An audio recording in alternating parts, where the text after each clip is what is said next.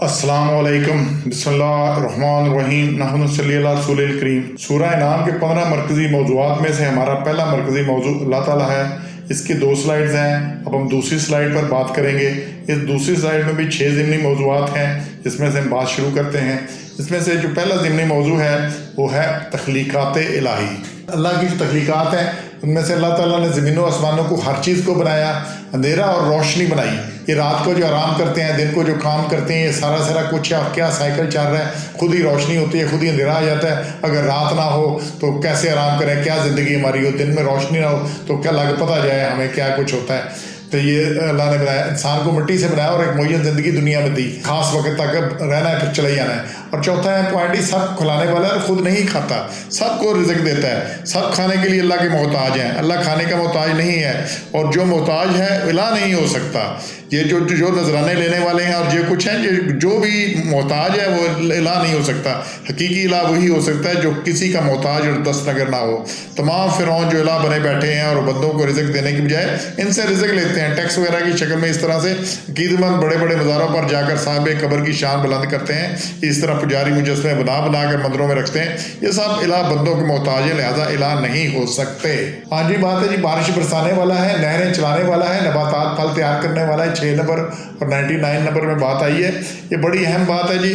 یہ بارش کیسے چلتی ہے، کیسے برستی ہے، کہاں سمندروں پہلے تو اللہ نے 3/4 پانی بنایا زمین پر، پھر سورج دیا جس بخارات اٹھتے ہیں، پھر بخارات سے بادل بنتے ہیں، پھر وہ چلتے ہیں، پھر جہاں ضرورت ہوتی ہے وہاں بارشیں برستی ہیں، پھر وہ بارشوں کا پانی دوبارہ بہہ کے دریاؤں سے آتا ہے سمندروں میں۔ یہ ایک سائیکل چلتا ہے، یہ کون کر سکتا ہے؟ یہ پانی ذرا لے کر جائیں نا، کہیں باہر سے لانا پڑ یا 1-2 ڈبے لاگ پتہ جاتا ہے، اور یہ کتنا پانی کا مسئلہ، اور یہ کیسا سمندروں سے ہزاروں ٹن بادل اٹھا کے پانی لاتے ہیں، اور سارا سلسلہ چل رہا ہے۔ یہ کون ہے بارش برسانے والا؟ کوئی کر کے تو دکھائے اتنا پانی۔ ابھی یہ سمندر سے یہاں لاہور تک لائے، باقی گلگت تک لے کر جائے، اور پھر وہ پانی نہیں برستا صرف، بلکہ وہاں پہاڑوں پہ برفیں بنتی ہیں، پھر وہ برف سارا سن جمی رہتی ہے، پھر ضرورت کے مطابق آہستہ آہستہ اس میں سے پانی نکلتا رہتا ہے جو دریاؤں کی صورت میں۔ تو یہ سارا اور اسی سے پھل نباتات اگتے ہیں۔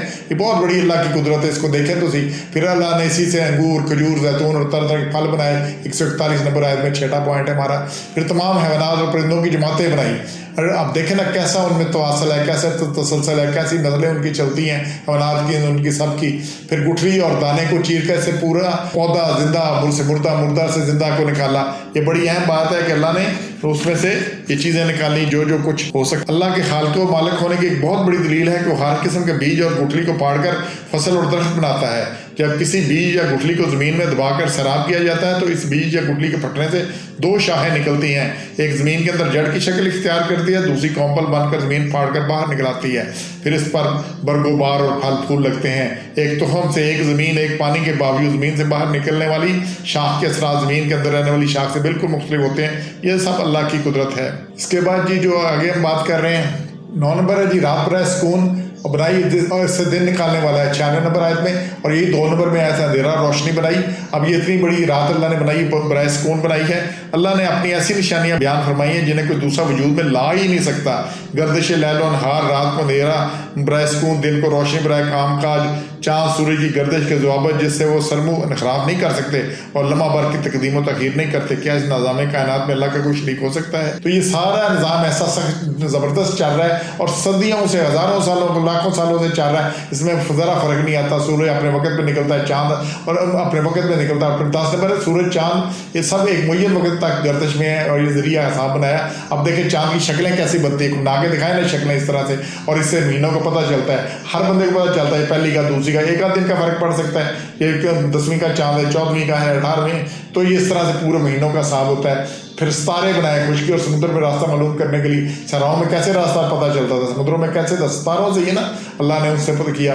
پھر ایک انسان سے پوری نسل پیدا کی، 12 نمبر پوائنٹ 98۔ اب یہ اللہ کی بہت بڑی قدرت ہے، ہر ایک کے اندر ایک تواصل کا سلسلہ رکھا ہے، نسل کا سلسلہ رکھا ہے۔ وہ مچھر سے لے کر انسان، ہاتھی، کوئی بھی ہو، یہ کوئی ہر چیز جتنی کوئی دنیا کی کوئی اور چیز اتنی بڑی ہو، آپ مرسیڈیز کار لیں نا تو کیا سال کے بعد آپ کو سوزوکی دے دیتی ہے یا کوئی سائیکل دے دیتی ہے، خود ہی خراب ہو جاتی ہے۔ یہاں پوری ایک نسل چلتی ہے، اور ایک دیکھیں اس سے کتنی چلتی ہے، پوری نسل انسانی بھی پیدا کی، باقیوں کی بھی۔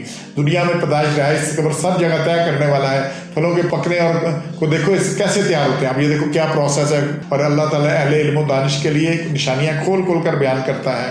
اس کے بعد یہ بغیر نمونہ 16 نمبر، بغیر نمونہ मिसाल ज़मीन और आसमान बनाया अल्लाह ने, जो भी चीज़ बनाई इसका कोई नमूना नहीं था, या हम नकलें मारने वाले हैं। अल्लाह ने जो बनाया बदी उस समावात है, बगैर सैंपल के, बगैर नमूने की चीज़ें बनाने वाला है।